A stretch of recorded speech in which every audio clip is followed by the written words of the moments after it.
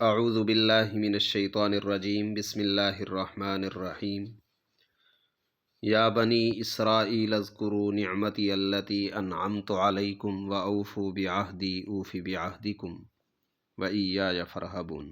صدق اللہ العظیم۔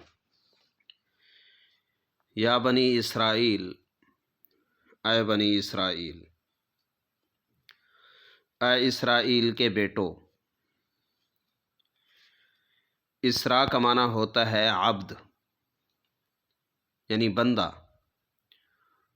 اور ایل کا معنی ہوتا ہے اللہ۔ اسرائیل یعنی عبد اللہ، اللہ کا بندہ۔ اسرائیل حضرت یعقوب علیہ السلام کا لقب ہے۔ ان کی اولاد کو بنو اسرائیل یا بنی اسرائیل کہا جاتا ہے۔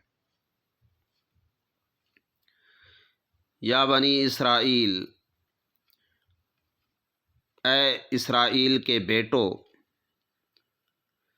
اے یعقوب کے بیٹو، اے نبوت زادو، اذکروا نعمتی التی انعمت علیکم، تم یاد کرو میرا وہ احسان جو میں نے تم پہ فرمایا ہے۔ وَأَوْفُوا بِعَہْدِی، اور تم پورا کرو میرے عہد کو۔ اوفی بعہدکم، میں پورا کروں گا تم سے کیا ہوا عہد۔ وَإِيَّايَ فَارْہَبُونَ، اور صرف مجھ سے ہی ڈرو۔ یا بنی اسرائیل، اس سے پہلے اللہ کریم نے فرمایا یا ایھا الناس، اے لوگو۔ وہ خطاب عام تھا۔ یا ایھا الناس ساری انسانیت کو خطاب تھا، اور یا بنی اسرائیل یہ صرف بنی اسرائیل کو خطاب ہے، یہ خطاب خاص ہے۔ اس کے نیچے آپ عنوان لکھیں گے خطاب خاص۔ خطاب عام کے بعد خطاب خاص ہے۔ یا بنی اسرائیل، اے اسرائیل کے بیٹو، اے یعقوب کے بیٹو، اذکروا نعمتی، میرے اس احسان کو یاد کرو، التی انعمت علیکم، جو میں نے تم پہ فرمایا ہے۔ وَأَوْفُوا بِعَہْدِی، اور تم پورا کرو میرا عہد، یعنی جو عہد تم نے مجھ سے کیا تھا اسے پورا کرو۔ اوفی بعہدکم، اور میں پورا کروں گا تم سے کیا ہوا عہد۔ وَإِيَّايَ فَارْہَبُونَ، اور صرف مجھ سے ڈرو۔ یا بنی اسرائیل یہ خطاب خاص ہے۔ اذکروا، اس کے نیچے آپ عنوان لگائیں حکم اول یا امر اول۔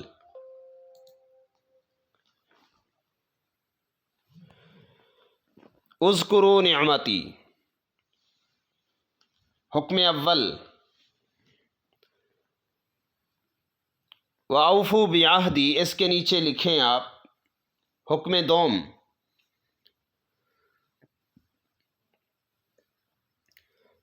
اور وَإِيَّايَ فَارْہَبُونَ، حکم سوم۔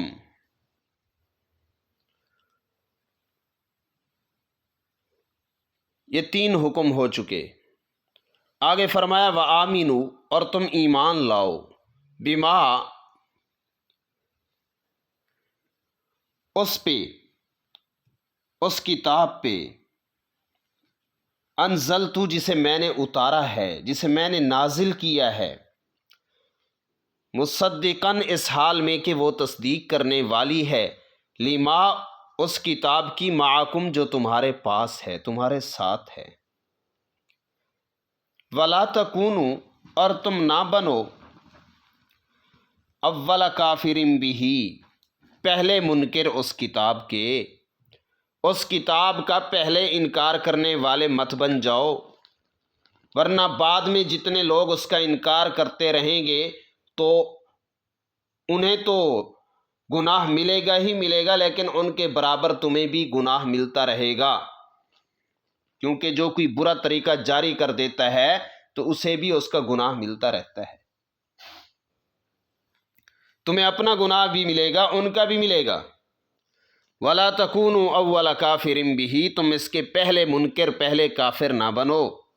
ولا تشتروا بآیاتی ثمنا قلیلا، اور ولا تشتروا، اور تم نہ لو، بآیاتی میری آیات کے بدلے میں، ثمنا قلیلا تھوڑی سی قیمت، تھوڑا سا معاوضہ، تھوڑا سا عوض نہ لو۔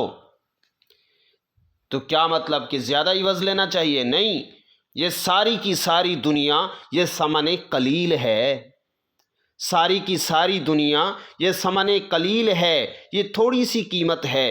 آخرت کے مقابلے میں، اللہ کی آیات کے مقابلے میں ان کی کوئی حیثیت نہیں ہے۔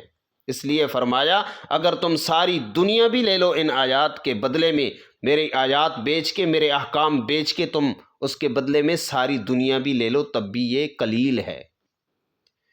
وَلَا تَشْتَرُوا بِآيَاتِي ثَمَنًا قَلِيلًا، مت لو میری آیات کے بدلے میں، میرے احکامات کے بدلے میں تھوڑی سی قیمت۔ وَإِيَّايَ فَاتَّقُونِ، اور صرف مجھ سے ڈرو۔ وَآمِنُوا، یہ حکم رابع ہے، حکم رابع یا حکم چہارم فارسی میں لکھیں، حکم چہارم۔ وَلَا تَكُونُوا أَوَّلَ كَافِرٍ، نہیں اول، پہلی ممانعت۔ اس کو ممانعت اول بھی لکھ سکتے ہیں اور نہیں اول بھی لکھ سکتے ہیں۔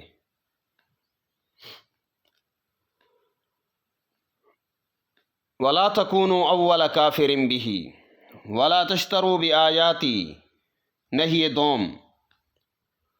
وَإِيَّايَ فَاتَّقُونِ، یہ وَإِيَّايَ فَارْهَبُونَ والے مضمون کا اعادہ ہے،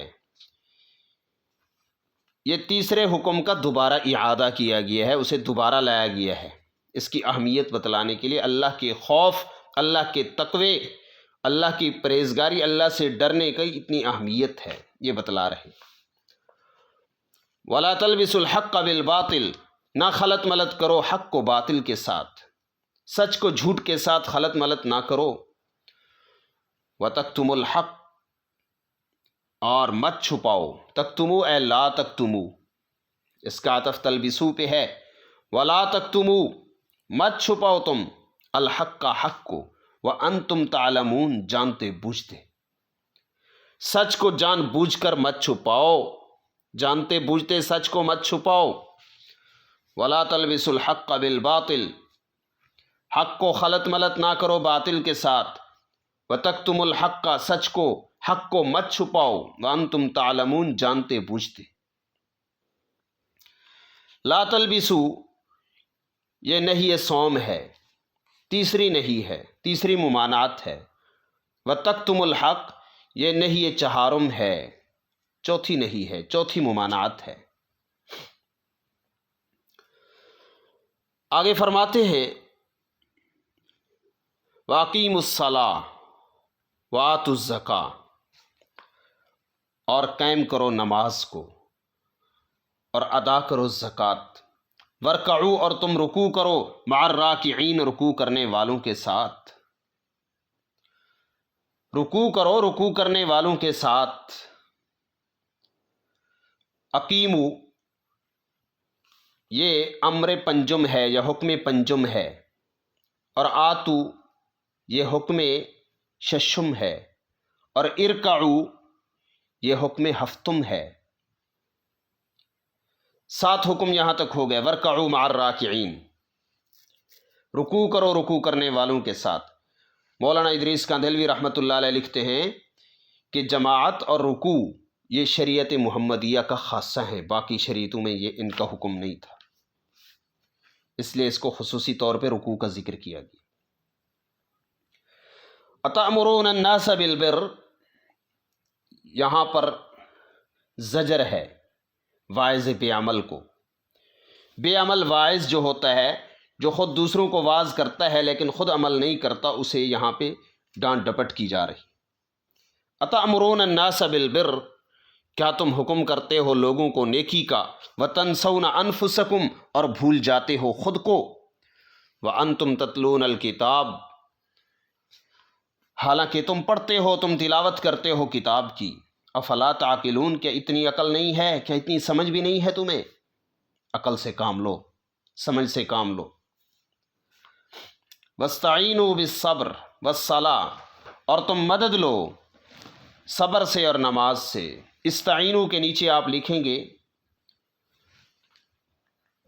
حکم ہشتم، 8واں حکم ہے، صبر اور نماز سے مدد لو۔ یہ دراصل حب مال اور حب جاہ کا علاج ہے۔ اس کے نیچے آپ لکھ دیں حب مال اور حب جاہ کا علاج۔ استعینوا بالصبر والصلاۃ، مدد لو، مدد حاصل کرو صبر اور نماز سے۔ وَإِنَّهَا لَكَبِيرَةٌ، اور بے شک یہ بھاری گزرتی ہیں، إِلَّا عَلَى الْخَاشِعِينَ، سوائے عاجزی کرنے والوں کے، باقی سب پہ بھاری ہیں۔ یہ عاجزی کرنے والے کون ہیں؟ الَّذِينَ يَظُنُّونَ، جو یقین رکھتے ہیں۔ یہاں یظنون بمعنی یستیقنون، یقین کے معنی میں ہے ظن۔ الذین یظنون، جو لوگ یقین رکھتے ہیں، انہم ملاقو ربہم، کہ وہ ملاقات کرنے والے ہیں اپنے رب سے، وہ ملنے والے ہیں اپنے رب سے، وانہم الیہ راجعون، اور یہ کہ بے شک وہ اس کی طرف لوٹنے والے ہیں۔ جن کو اپنے رب کی ملاقات کا یقین ہے، اس کی طرف لوٹنے کا یقین ہے، آخرت کا جنہیں یقین ہے، ایسے لوگ ہی عاجزی کرنے والے ہیں، خشوع کرنے والے ہیں، اور ان پر صبر اور نماز سے استعانت یہ گرانی گزرتی، بھاری نہیں گزرتی۔ السلام علیکم ورحمۃ اللہ۔